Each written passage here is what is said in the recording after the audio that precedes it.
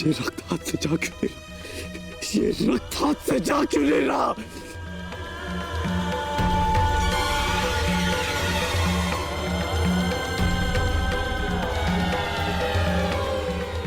ये रक्त मेरे हाथ से नहीं जा रहा।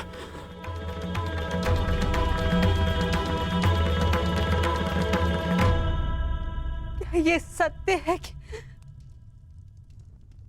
मेरा पुत्र अभिमन्यु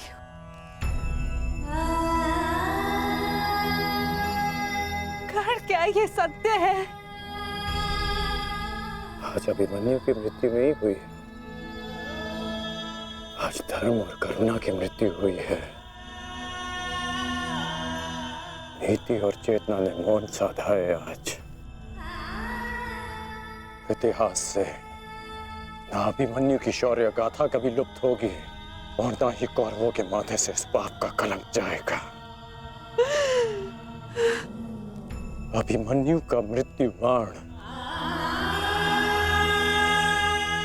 हम सबके चरित्र को छलनी कर चुका है।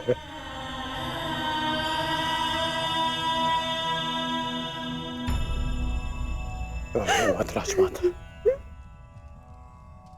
मत रोइए आप।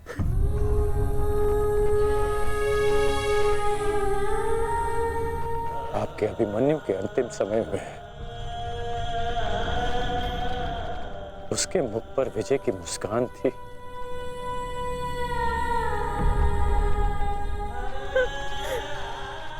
मेरी आपसे विनती है, मेरी एक विनती स्वीकार लीजिए। आज आप राजमाता नहीं, अपने पुत्रों की माता होने का धर्म निभाइए। आपके पुत्रों को आपकी आवश्यकता है।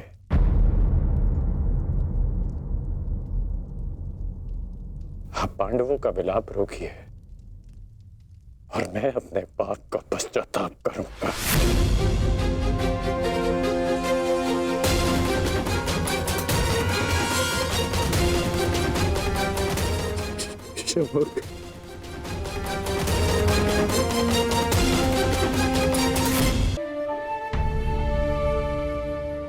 अभिमन्यु का शव उठाइए सम्राट, सम्मान सहित उसका अंतिम संस्कार करना। जिसे कंधे पर बिठाकर हस्तिनापुर के सिंहासन पर बिठाना था, उसे कंधे पर लेटाकर चिता तक कैसे लिया जाएगा? कैसे? क्या उत्तर दूंगा मैं पांचाली को कि उसका पुत्र इस संसार में नहीं रहा? कैसे समझाऊंगा मैं उत्तरा को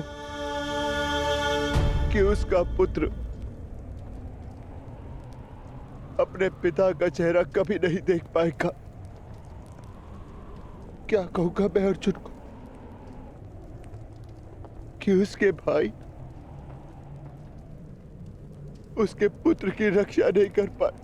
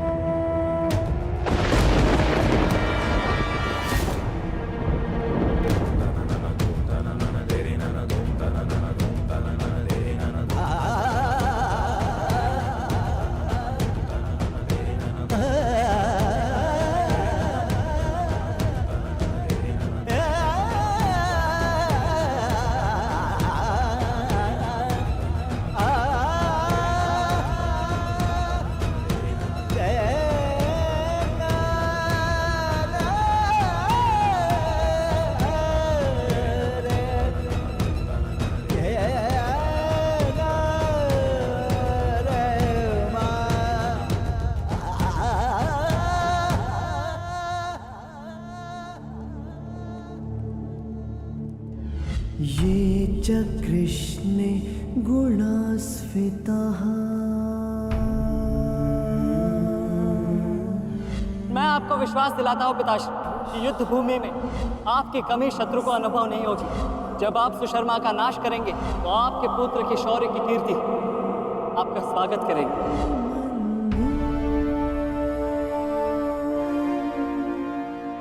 आशीर्वाद दीजिए मामाश्री कि मैं विजयश्री प्राप्त कर लूं। मेरा आशीर्वाद तुम्हारे साथ है पुत्र।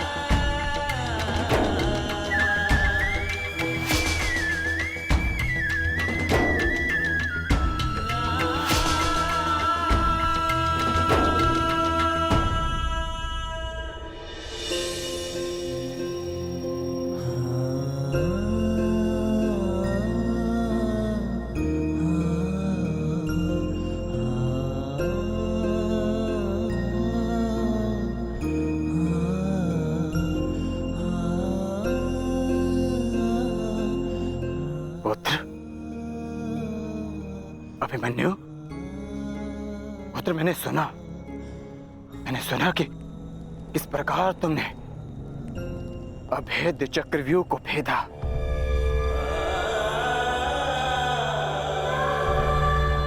मैंने सुना कि किस प्रकार तुमने दुर्योधन के अहंकार को भेदा।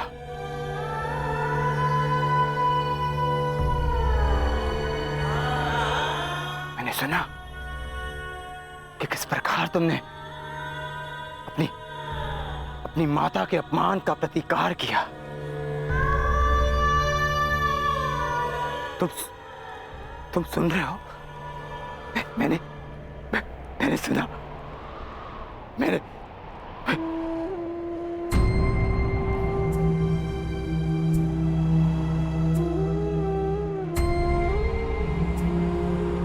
चक्रव्यूह को भेदने की कथा पूरी क्यों नहीं सुनाई?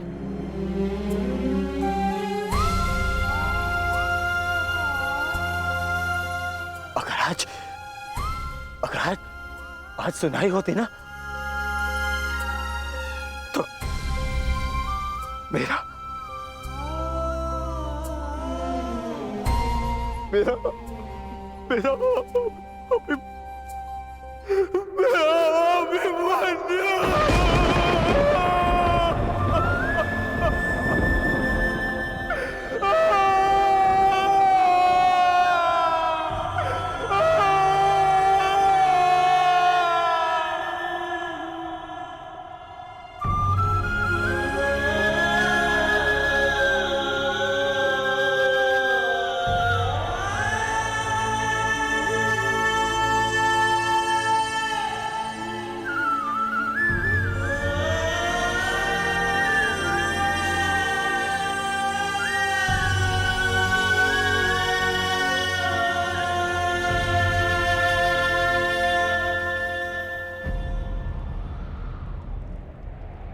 जब एक रोता हुआ पुत्र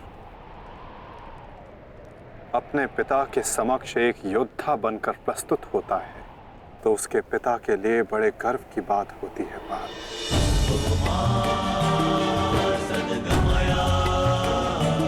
और जब एक योद्धा पिता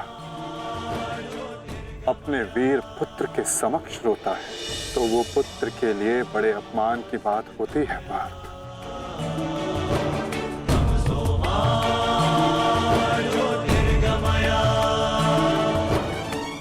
और मेरे भांजे अभिमन्यु का अपमान मत करो पार्थ। आज अभिमन्यु जो बन गया है वो कोई योद्धा नहीं बन पाता।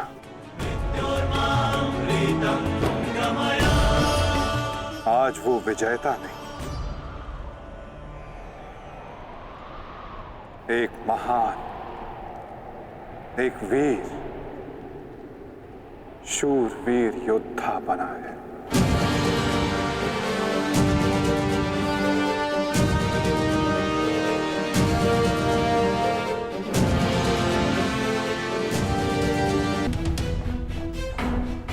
इतना विलंब क्यों किया तुमने आने में?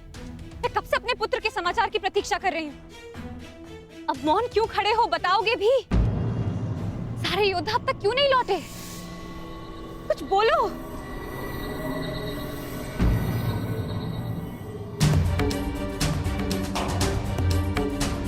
माताश्री,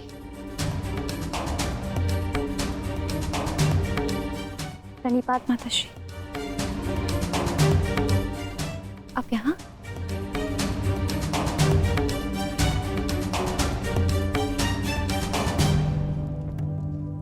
देखिए माता, सारे योद्धा लौट आए और आर्य भी लौट आए।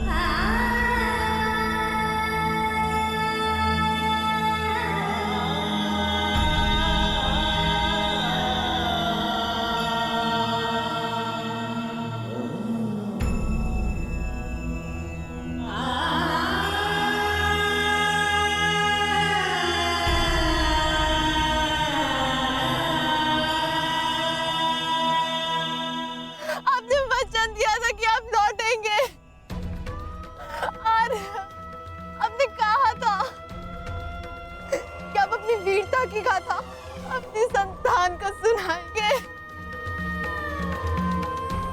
योद्धा कभी अपना वचन नहीं तोड़ते। हम अभिमन्यु को तो नहीं ला पाए उत्तरा, परंतु उसकी ओर से एक संदेश लाए हैं। उत्तरा से कहना कि उसके पास मेरी संतान को सुनाने के लिए एक महान कथा है।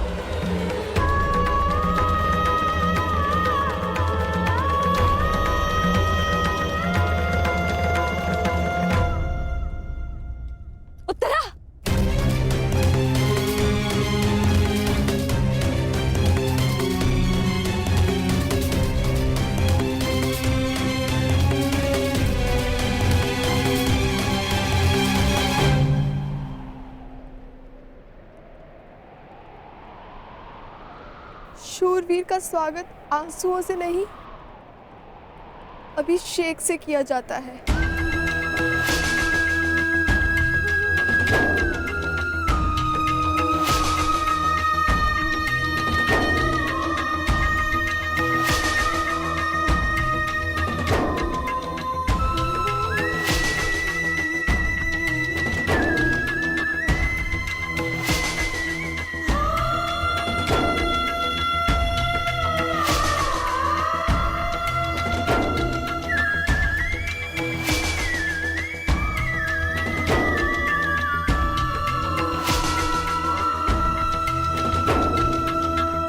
अंतिम यात्रा पे जा रहे हैं आर्य, यात्रा सुखद हो।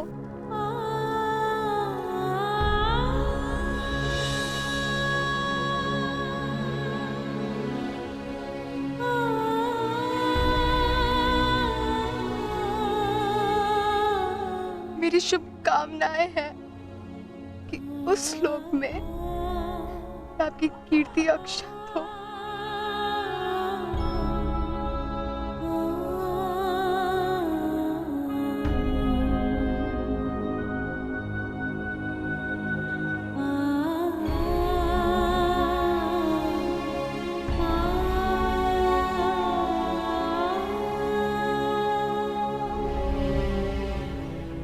इंद्र स्वयं आपकी आरती उतारे।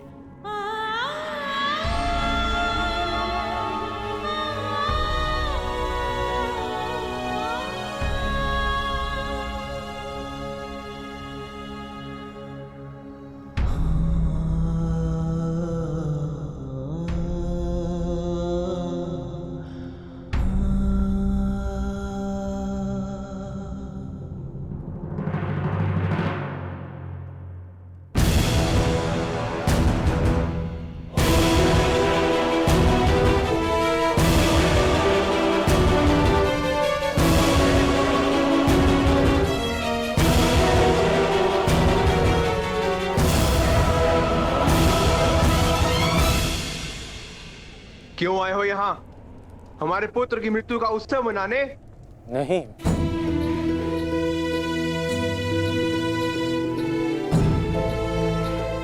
मैं एक वीर की वीर गति को श्रद्धांजलि देने आया हूं। एक पाप का पश्चाताप करने आया हूं मैं। पश्चाताप नहीं, प्रतिघात होगा। कौरवों ने नियम भंग करके सीमा तोड़ी है और अब मैं इस महायुद्ध में बनाए हुए सारे नियम त्यागता हूं।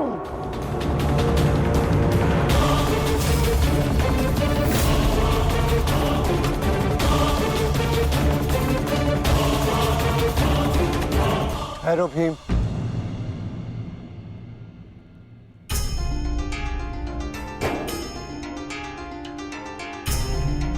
ये मत भूलो कि हम पांडव हैं, कौरव नहीं।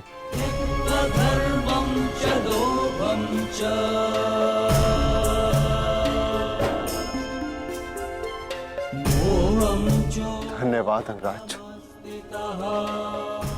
कि आपने हमारे पुत्र को पीड़ा से मुक्त किया, परंतु अब हमें सहानुभूति की आवश्यकता नहीं। मैं यहाँ सहानुभूति देने नहीं आया हूँ।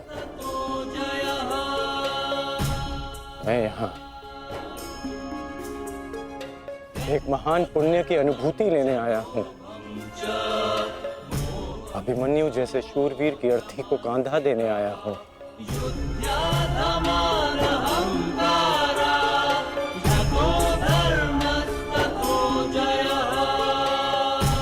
इस पुण्य से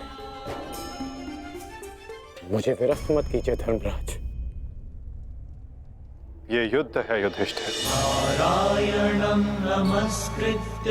और युद्ध में स्थिर रहना तुम्हारा धर्म है, तुम्हारे नाम का अर्थ है।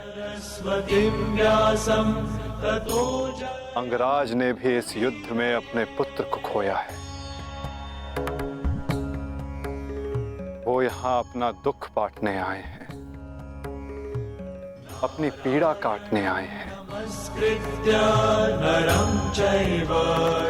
अंगराज को आने दो युधिष्ठिर। सरस्वतीं व्यासं ततो जयम् उदीरये।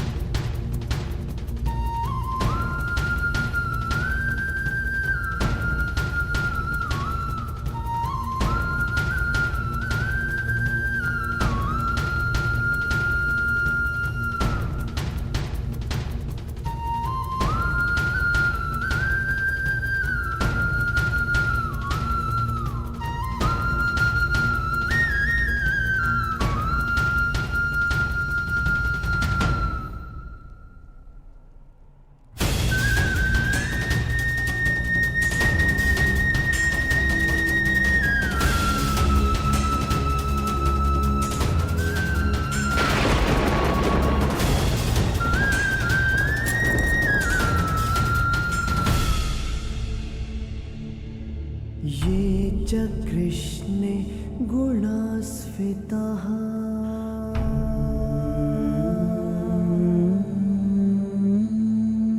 पाण्डवेषु च ये गुणाः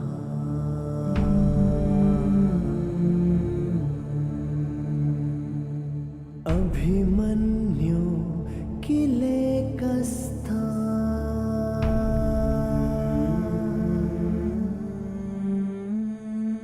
दृश्यन्ते गुणसञ्चयः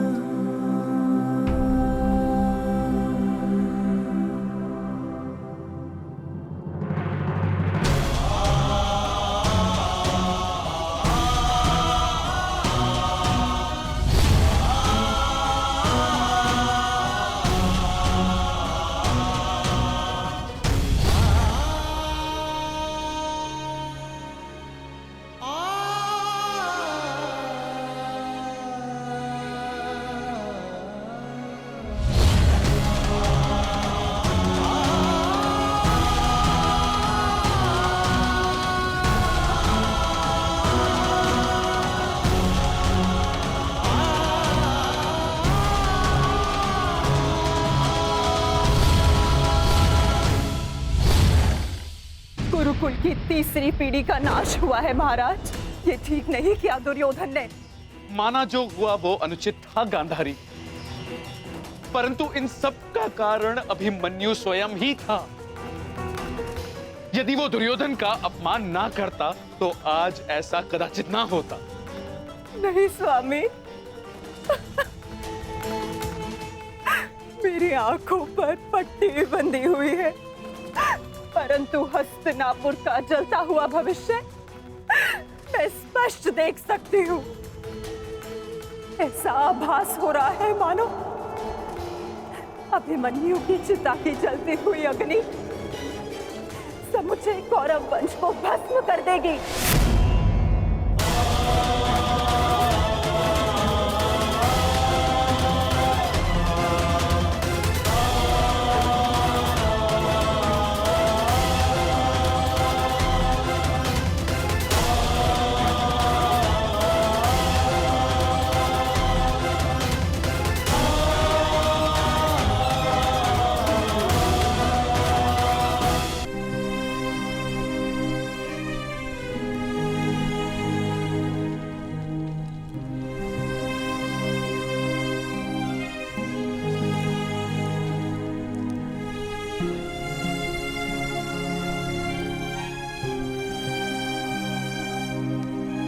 पार्थ,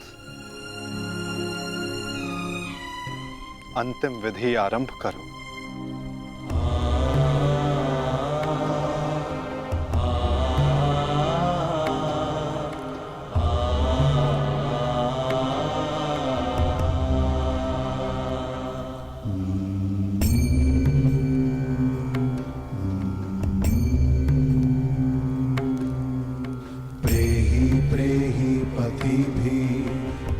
सारथी,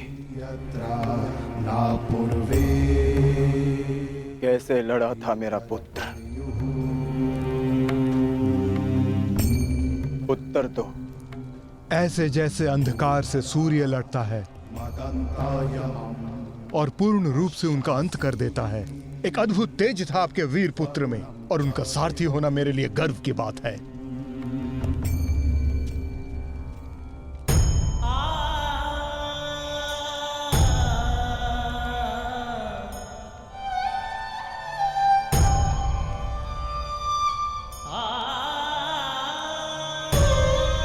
जब 6 योद्धाओं ने अभिमन्यु पर आक्रमण किया तो उसने क्या कहा था भ्राताश्री? उसने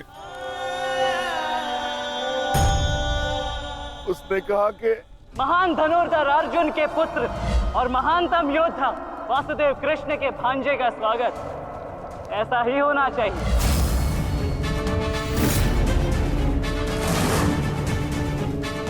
जब आपने उसे भीतर जाने से रोका था ज्येष्ठ, तब उसने क्या कहा? एक योद्धा मृत्यु के भय से पीछे नहीं हटता ताक्षरी। वो आगे बढ़कर मृत्यु का वरण करता है, और आज मृत्यु को भी अर्जुन पुत्र के बाणों का तेज सहना होगा। मैं इस चक्रव्यूह में आया हूं ताकि पांडवों का सर गर्व से उठा रहे, और विश्वास कीजिए ताजश्री, यदि मेरा सर भी कट जाए तब भी आपका सर गर्व से उठा रहेगा। दुर्योधन के सामने दुर्जय बनकर खड़ा था हमारा पुत्र अभिमन्यु। कहा था ना मैंने काकाश्री, जब जब मिलूंगा वस्त्रहरण करूंगा। आप सब उसकी रक्षा के लिए भीतर क्यों नहीं जा पाए?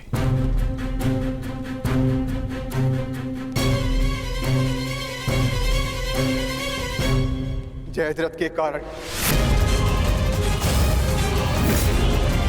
क्योंकि उसे वरदान था कि वो आज नहीं मरेगा। उसने हम में से किसी को अंदर भीतर नहीं जाने दिया, यही कारण अभिमन्यु की मृत्यु का।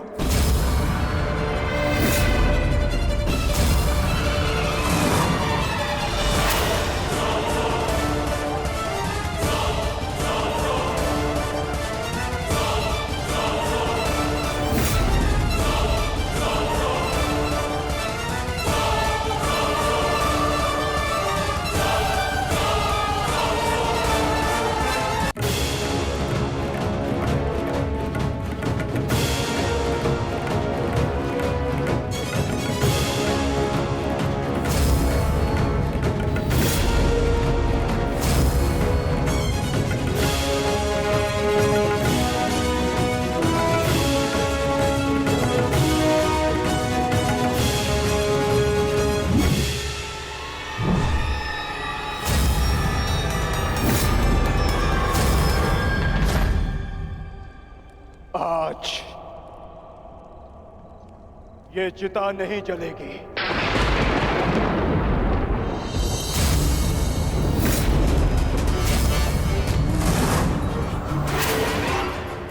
बल्कि कल 2 चिताएं जलेंगी। मैं कौन्तेय अर्जुन अपने अभिमन्यु के अंश की सौगंध लेता हूं कि कल सूर्यास्त होने से पूर्व मैं जयद्रथ का वध करूंगा।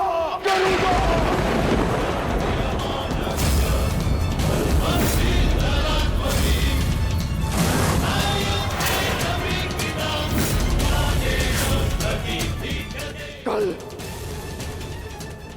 या तो जयद्रथ के साथ अभिमन्यु की चिता जलेगी, या फिर अभिमन्यु की चिता में उसके साथ मैं जीवित जलूंगा। मेरा प्राण अर्जुन का प्राण।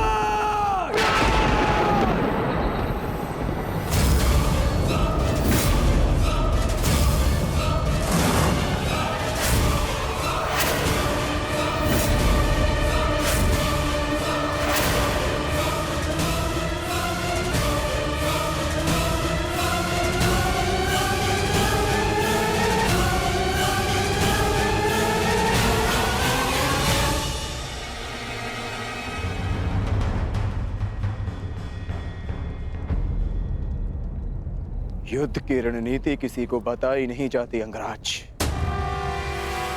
परंतु मैं बता रहा हूं।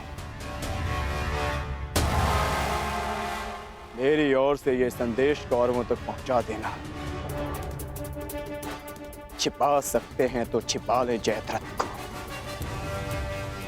क्योंकि कल मैं उसे पाताल से भी ढूंढ निकालूंगा और सूर्यास्त होने से पूर्व मैं उसका सर धड़ से अलग कर दूंगा। ये अर्जुन का प्रण है।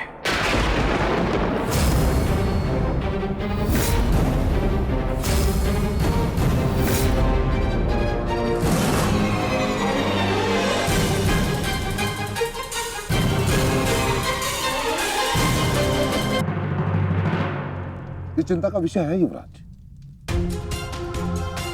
ये एक योद्धा की ललकार नहीं, एक पिता का प्रतिकार है। अर्जुन ने अपने पुत्र के शव के समक्ष प्रतिज्ञा ली है, और यदि अर्जुन ने प्रतिज्ञा ली है तो उसे पूर्ण करने का संपूर्ण प्रयास करेगा वो। बस आचार्य द्रोण, बस। पितामही की भांति आपको अवसर चाहिए होता है हमारे शत्रुओं की प्रशंसा करने का। आपको हम कौरवों से अधिक उस अर्जुन की प्रतिज्ञा पर विश्वास है, किंतु आप भूल रहे हैं कि किस प्रकार अपने भ्राता के पुत्र के प्राणों की भीख मांग रहे थे वो पांडु पुत्र। आज पुत्र यमलोक गया है और कल पिता जाएगा, और इसे आप सुनिश्चित करेंगे क्योंकि आप कौरवों के सेनापति हैं। दुशासन,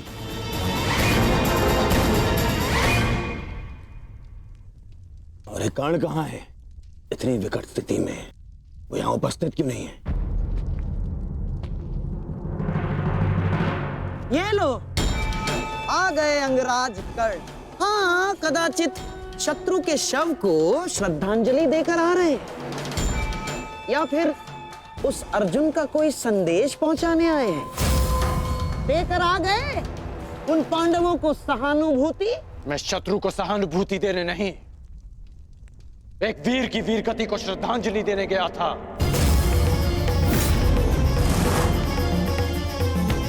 परंतु आपको समझाने का क्या लाभ? आपके लिए तो युद्ध भी एक चौसर का खेल है। खेल तो आप खेल रहे हैं मेरे भांजे के साथ। मामाश्री,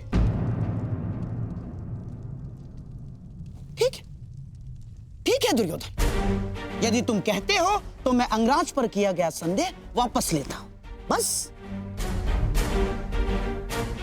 परंतु यह निश्चित है कि कल यदि अर्जुन जयद्रथ का वध करने में सफल हो गया अंगराज, तो इस जयद्रथ के साथ साथ आपके स्वप्न की भी मृत्यु हो जाएगी। स्वयं को संसार का सर्वश्रेष्ठ धनुर्धर सिद्ध करने के लिए अंगराज आपको पुनः जन्म लेना होगा। विश्व के सर्वश्रेष्ठ योद्धा की उपाधि ना मुझे मिलेगी और ना ही अर्जुन को। वो सम्मान अभिमन्यु को जाता है। आपके छल के कारण मेरे पास केवल अनीतिकर योद्धा की उपाधि शेष है। जिस भांति अभिमन्यु को घेर कर मारा गया, ना वो युद्ध के नियमों के अनुकूल था और ना ही एक योद्धा की प्रतिष्ठा के। मैंने तुम्हारा साथ देने का वचन दिया था, अन्याय करने का नहीं। न्याय और अन्याय ये सब विजय का खेल है अंगराज कर्ण। जो जीता वो न्यायी और जो हारा वो अन्यायी, क्योंकि इतिहास जीतने वाले लिखते हैं, हारने वाले नहीं।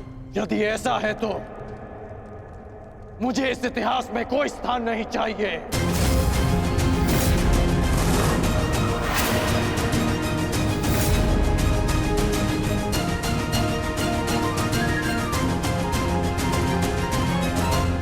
ये क्या अनर्थ हो रहा है आर्य?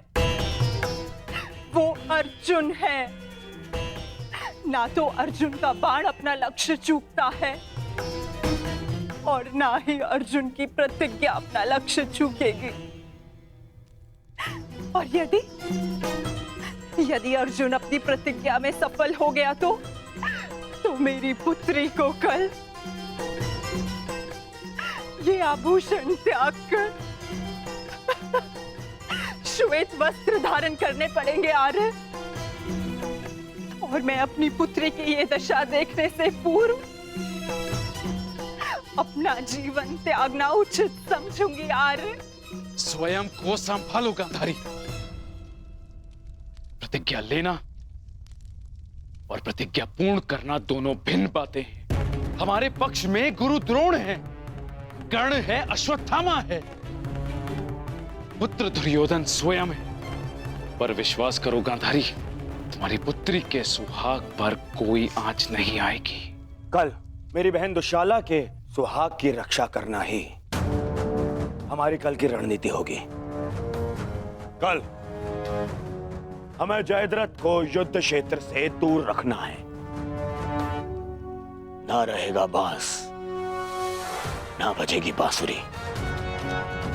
संध्या होने तक अर्जुन जयद्रथ को खोज नहीं पाएगा और फिर स्वयं ही आत्मदाह कर लेगा।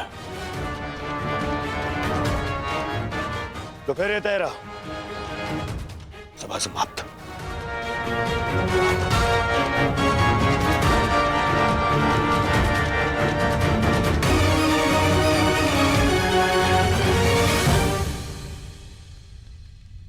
चलिए मामाश्री, युद्ध की तैयारियां करनी है। वही तो, युद्ध की तैयारियां तो करनी होंगी, क्योंकि तुम तो जानते ही हो हमारे पास न्यायप्रिय कर्ण है और उन पांडवों के साथ वो छलिया। वो कोई ना कोई मार्ग तो अवश्य ढूंढ लेगा जयद्रथ तक पहुंचने का। अर्जुन की इस प्रतिज्ञा की सूचना कौरवों तक पहुंच गई होगी और कौरव इस अवसर का लाभ अवश्य उठाएंगे, विशेषकर मामा शकुनी, जो मेरी प्रतिज्ञा को मेरे ही अंत के लिए योग करने का षड्यंत्र रच रहे होंगे। सुनो, ये गांधार का सबसे तीव्रगामी अश्व है और स्मरण रहे, ये संदेश अपने स्थान तक अपने समय से पहुंचाना अति आवश्यक है। यदि ये संदेश अपने समय से नहीं पहुंचा तो समय से पूर्व तुम अवश्य यमराज तक पहुंच जाओगे। समझ गए?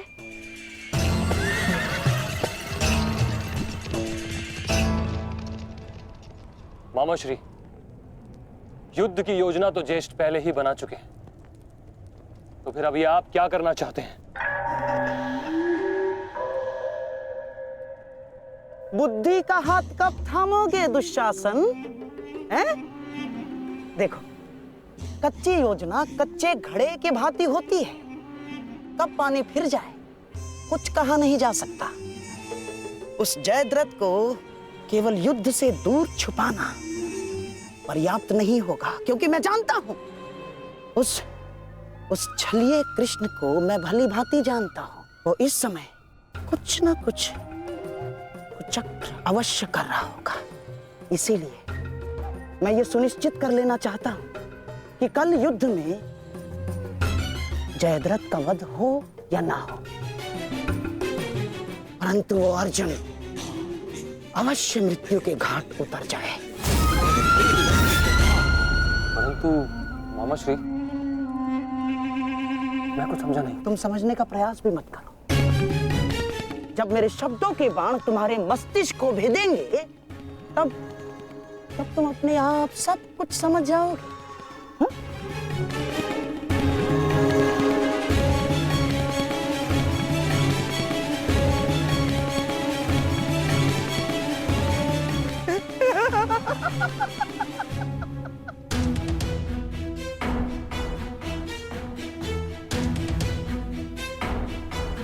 आप दोनों इस समय यहाँ?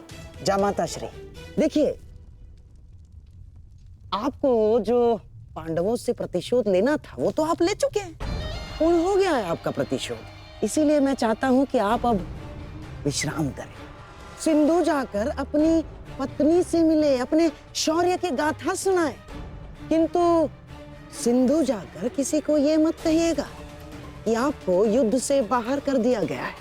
धनुर्धारी अर्जुन से भयभीत होकर सिंधु नरेश वापस लौट आए हैं ना, किसी से मत कहिएगा, क्योंकि आपकी ये सूचना आपके अपयश का कारण बन सकती है जयद्रथ। नहीं मामाश्री, अपयश से श्रेष्ठ कर तो मृत्यु है। किसने कहा कि मैं सिंधु लौट रहा हूं? और आप ऐसे की बात कर रहे हैं? एक क्षत्रिय युद्ध भूमि से विजय पाकर घर लौटता है या फिर वीर गति पाकर? जानता हूँ जामाता श्री, परंतु एक क्षत्रिय तभी मर जाता है जिस दिन उसका यश मर जाए। परंतु आपका दुर्भाग्य है जामाता श्री, ना आप विजय श्री देख पाएंगे और ना ही वीर गति का स्वाद चख पाएंगे, क्योंकि आप यहाँ रुकेंगे तो निसंदेह अर्जुन का सामना तो कर ही नहीं पाएंगे। कौन कहता है कि मैं उस अर्जुन से भयभीत हूं? नहीं डरता मैं अर्जुन से। स्नान करने का समय हो गया है, सब तैयार है? नहीं दुर्योधन, मैं कहीं नहीं जाऊंगा। अर्जुन से भयभीत होकर मैं अपने यश का त्याग नहीं कर सकता हूं। एक क्षत्रिय तभी मर जाता है जब उसका यश मर जाता है। मैं ये युद्ध भूमि छोड़कर नहीं जाऊंगा।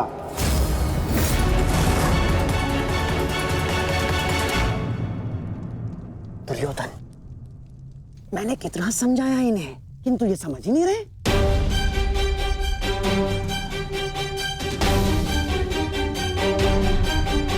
समझने का प्रयास करो जयद्रथ। मेरी बहन दुशाला मेरे लिए बहुत प्रिय है। यदि अर्जुन अपनी शपथ पूर्ण करने में सफल हो गया तो अनर्थ हो जाएगा। उसका उपाय मैंने कर लिया है दुर्योधन।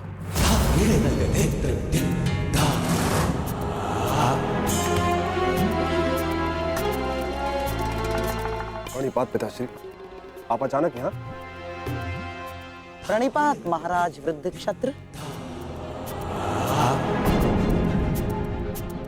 जामाता श्री, आपके पिताश्री को मैंने ही निमंत्रित किया है।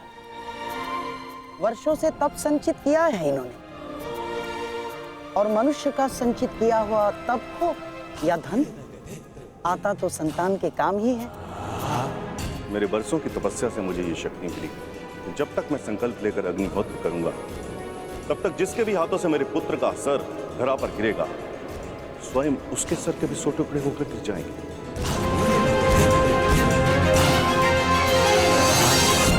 जिसके भी हाथों से मेरे पुत्र का सर धरा पर गिरेगा, स्वयं उसके सर के भी 100 टुकड़े होकर गिर जाएंगे। यदि युद्ध करना तुम्हारी इच्छा है पुत्र, तो मैं कल सूर्यास्त तक संकल्प लेकर अग्निहोत्र करूंगा। अद्भुत! अब आप जाकर अग्निहोत्र की तैयारियां कीजिए। आइए पिताजी। क्या उत्तम योजना बनाई है आपने। योजना नहीं, खेल।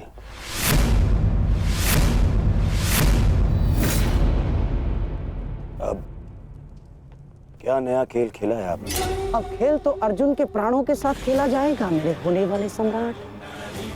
यदि कल संध्या तक अर्जुन जयद्रथ का वध नहीं कर पाया तो स्वयं ही आत्मदाह कर बैठेगा, और यदि उसने जयद्रथ का शीश धड़ से अलग कर भी दिया तो वृद्ध क्षत्र के तप के बल से उसके सर के 100 टुकड़े हो जाएंगे मेरे होने वाले सम्राट। नहीं मामा जी, आपकी ये योजना मुझे स्वीकार नहीं।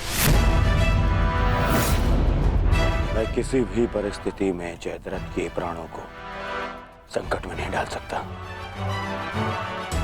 कल यदि जयद्रथ युद्ध में उतरेगा तो केवल मेरे निश्चिंत हो जाने पर, और मेरी इस समस्या का कोई निराकरण कर सकता है तो केवल मित्रकर्ण है।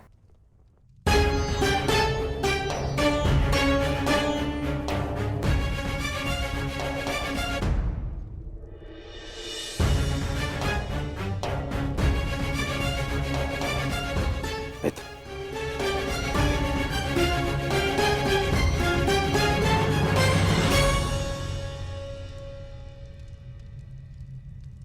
जो हुआ उसे क्षमा नहीं किया जा सकता, परंतु उसे बदला भी नहीं जा सकता।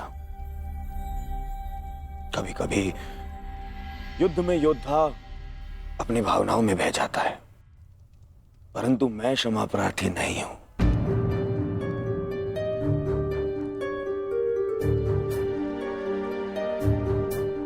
मैं मैं क्षमा प्रार्थी नहीं हूं क्योंकि मेरे अनुजों के क्षत विक्षत शव देखने के पश्चात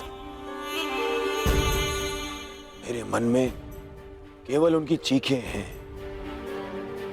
उनका क्रंदन है। शत्रु के लिए दया नहीं। मैं क्षमा प्रार्थी नहीं हूं। मैं क्षमा प्रार्थी नहीं हूं क्योंकि भाग्य ने उस क्षण के लिए मुझसे क्षमा नहीं मांगी जब उसने मेरे पिता को अंधा कर देने की नियति बना दी।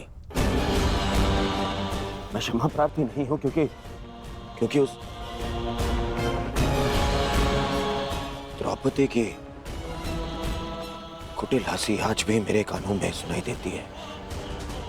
मैं क्षमा प्रार्थी नहीं हूं क्योंकि उसने मुझे अंधे का पुत्र अंधा कहने के पश्चात भी मुझसे क्षमा नहीं मांगी। मैं क्षमा प्रार्थी नहीं हूं। मैंने ये युद्ध क्षमा मांगने के लिए नहीं, विजय के लिए प्रारंभ की है। और हर युद्ध में शत्रु मित्र अपना कुछ ना कुछ होता ही है। मित्र, मैं अपने आप को निरपराध सिद्ध करने के लिए नहीं आया हूं। नहीं, मैं बस इतना कहने आया हूं कि मैं अभी भी नहीं रुकूंगा। अंत तक युद्ध करूंगा, अंत तक।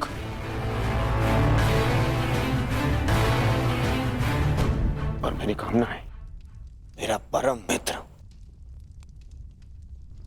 इस युद्ध में मेरा साथ दे।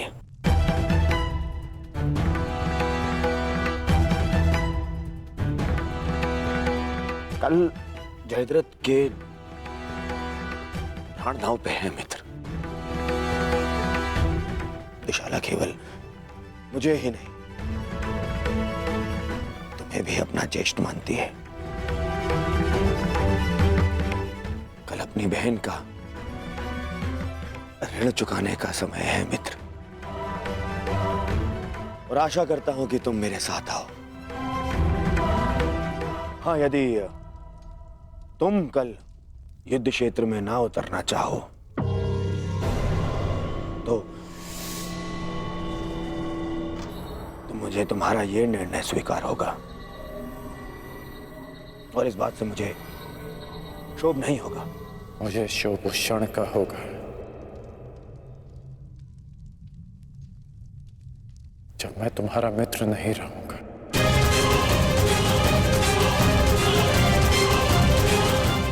मैं नहीं जानता कि कल युद्ध भूमि में मैं आऊंगा भी या नहीं।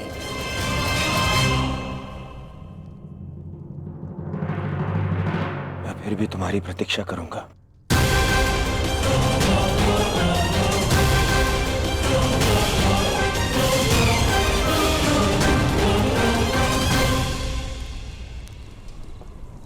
तुमने एक पुत्र के धर्म का पालन किया, किंतु मैं एक पिता के धर्म होने का पालन ना कर सका। पुत्र, तुम मेरे मान की रक्षा के लिए चक्रव्यूह में प्रवेश कर गए, पर मैं अपने पुत्र के प्राण की रक्षा के लिए उपस्थित नहीं था।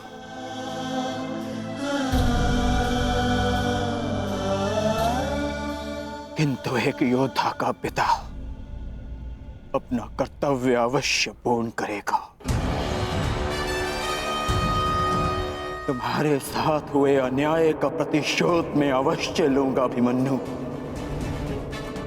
हम तुम्हारी प्रतीक्षा करेंगे अर्जुन। आओ आओ कौन्तेय, आओ। तुम्हारी मृत्यु तुम्हारी प्रतीक्षा कर रही है।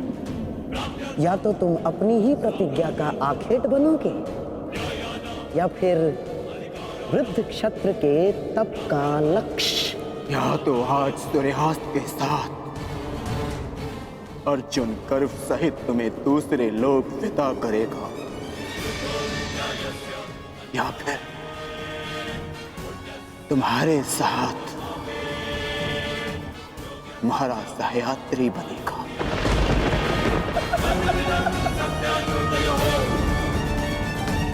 हमारी प्रतिष्ठा के सम्मान के लिए है पिताश्री। कौरव सेना के प्रमुख सेनापति, वचन दीजिए पिताश्री कि आज आप अर्जुन की चुनौतियों का मुंह तोड़ उत्तर देंगे और युवराज दुर्योधन की सारी आशाओं पर खरे उतरेंगे। वचन देता हूं मैं कि मैं संपूर्ण रूप से प्रयत्न करूंगा, परंतु स्मरण रहे, आज के युद्ध में अर्जुन केवल एक महारथी, एक योद्धा बनकर नहीं उतरने वाला है। उसके हृदय में अपने पुत्र की हत्या का प्रतिशोध होगा।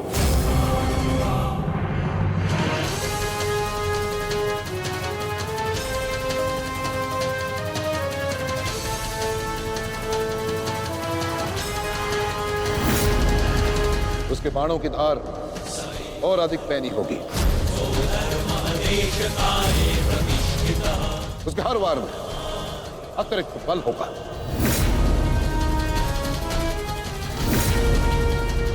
युद्ध का आज का दिन निर्णायक होगा।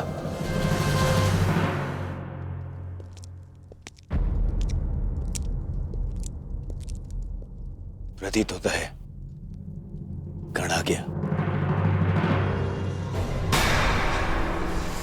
इतने सब कुछ हो जाने के पश्चात भी ये मूर्ख दुर्योधन उस गण की प्रतीक्षा क्यों करता रहता है, समझ में नहीं आता।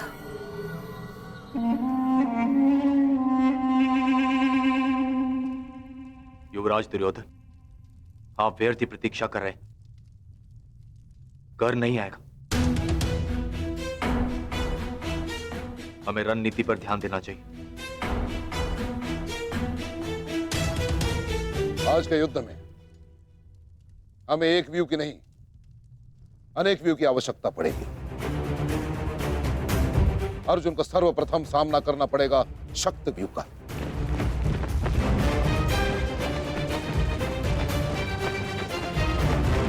जिसकी अगुवाई करेंगे दुशासन और अश्वत्थामा, और शक्त व्यू के ठीक पीछे सुचिंग मुख व्यू होगा।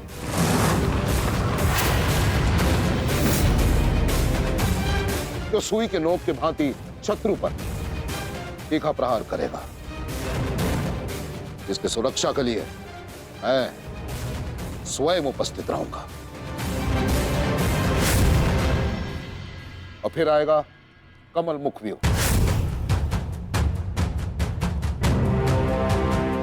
और कमल व्यू के मध्य होंगे जयद्रथ, और वहां युवराज सक्षम धनुर्धरियों के साथ उपस्थित होंगे।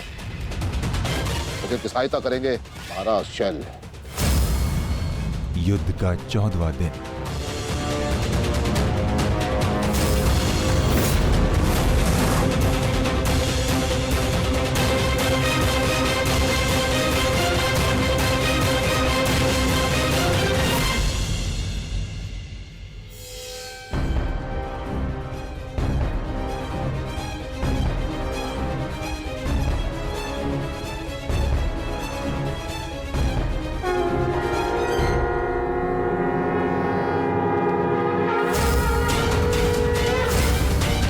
आक्रमण! आक्रमण!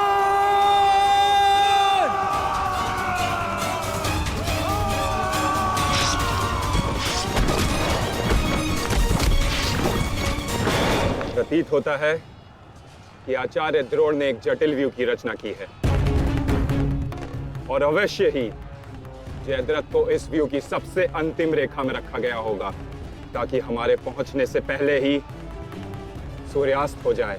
आज मुझे जयद्रथ तक पहुंचने से कोई नहीं रोक सकता। चलिए माता।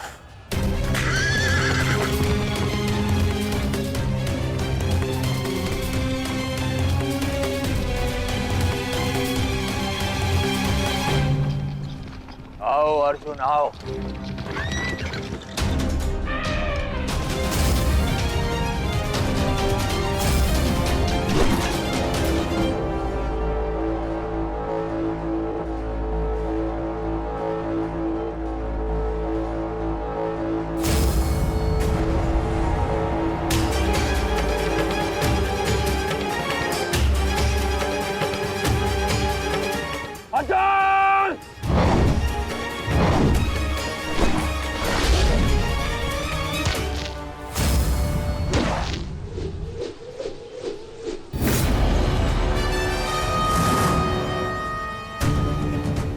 आज अर्जुन के मार्ग में आने की भूल मत करना अश्वत्थामा, क्योंकि आज हम युद्ध के लिए नहीं, प्रतिशोध के लिए आ रहे हैं।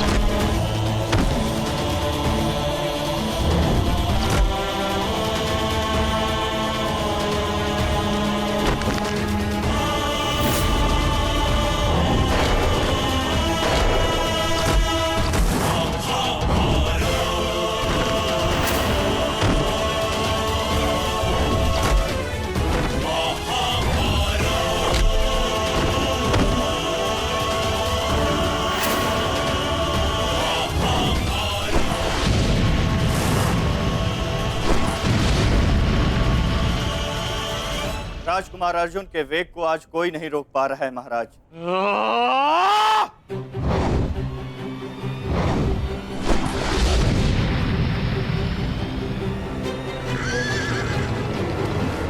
सतर्क रहो पार्थ, सूची मुख के भीतर हम प्रवेश करने वाले।